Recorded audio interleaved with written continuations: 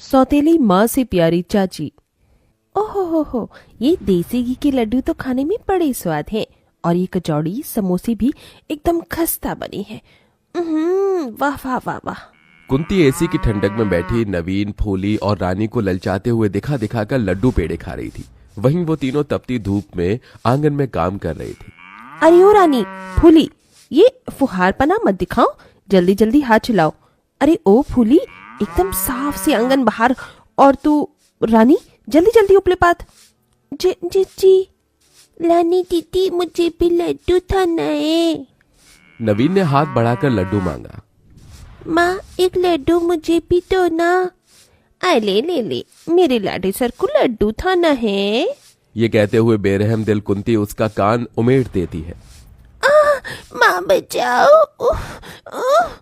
बुला ले अपनी मरी माँ को, मगर वो नहीं आने की। बड़ा आया लड्डू खाने, चल भाग। कुंती ने उस बेचारे को न सिर्फ धुतकारा बल्कि उसे जोर से धक्का दिया, जिससे नवीन का सिर गाय के खूंटे से जा लगा और वो लहूलुहान हो गया।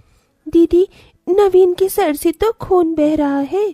इतने में वहां मनसा आ गई। उसे देखकर तीनों बच्चे उसके गले लग गई। मनसा मौसी। कुंती ने मनसा को पहली बार देखा था। इतने में उमेश खेत से लौट आया। कुंती तीनों बच्चों को छोड़ अंदर चली गई। रोते मन से मनसा ने कहा, उमेशी, क्या है ये सब? मेरी सहेली गंगा कहाँ है? जवाब दीजिए मुझे। उमेश मनसा को बीती बातें बताने लगा। देख गंगा, इस बार मुझे बेटा ही चाहिए। पहले ही इन दोनों मनहूसों को मेरी छाती पर मर दिया है। अगर इस बार भी बेटी पैदा हुई तो उसे खौलते दूध में डाल दूंगा। गंगा की शादी कुछ साल पहले ब्रिज से हुई थी, जिससे उसे दो बेटियां फूली और रानी थी। दोनों बच्चे जल्दी होने की वजह से गंगा का शरीर एकदम कमजोर हो गया था, मगर ब्रिज की जिद से वो तीसरी बार गर्भवती है। वो दिन रात भगवान के आगे यही विनती करती कि उसे बेटी ना हो, और उसने तीसरी बार एक बेटे को जन्म दिया। रानी, फूली, तुम दोनों को अपने भाई का ध्यान रखना है। ये कहकर गंगा ने अपने जन्मे बेटे को गोद में उठाकर कहा, मेरे लाल, मुझे माफ कर देना। मैं तुझे अपना दूध भी नहीं पिला सकती। मेरी उम्र तुझे लग जाए। जियो मेरे लाल। और खुद मरते हुए भी वो माँ अपने बच्चे को जीने की दुआएं दे गई।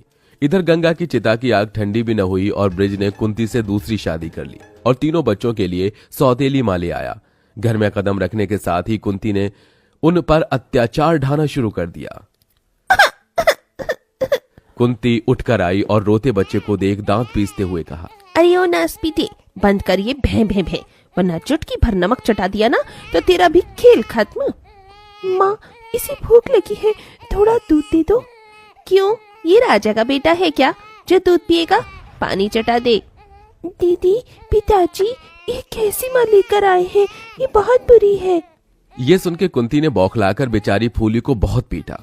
ये ले और मार खा, ये ले। दीदी, बचाओ मुझे। रानी अपने भाई को गोद में लिए अपनी सौतेली माँ के पैरों में गिर गई। माँ, छोड़ दो मेरी बहन को, उससे गलती हो गई। निकल गई हेकड़ी। कान खोलकर सुनो, कल से तुम दोनों इस घर का सारा काम करोगी, लिपाई पुताई से लेके खाना बनाने तक। अब तो कुंती खुद पैर पसारे बैठी रहती और उन बेचारे बच्चों से गधों की तरह काम करवाती, तब जाके उन्हें एक रोटी देती। उन्हें न भरपेट खाना मिलता, न कपड़े, न माँ की ममता। उन बेचारे बच्चों का जीवन उनकी सौतेली माँ के चलते किसी नर्क से कम नहीं था। 4-5 साल बीत गए। न नवीन को भरपूर खाना मिला, न समय से टीकाकरण हुआ, जिससे उसके पांव अब पोलियो से ग्रसित हैं। मगर अभी सौतेली माँ का अत्याचार फूली, नवीन और रानी सह रहे हैं। सौतेली माँ कुंती के किए गए अत्याचारों को जानकर मनसा का मन चीख चीख कर रो पड़ा। मनसा, कई बार सोचा कि मैं शादी कर लूं ताकि गंगा भाभी के बच्चों को माँ की ममता दे सकूं, मगर कहीं वो भी कुंती भाभी जैसी ना हो। तभी मनसा ने तीनों के चेहरों की ओर देखकर कहा, मैं दूंगी इन्हें माँ का प्यार, इनकी चाची बनकर। उमेश जी, क्या आप मुझसे शादी करेंगे?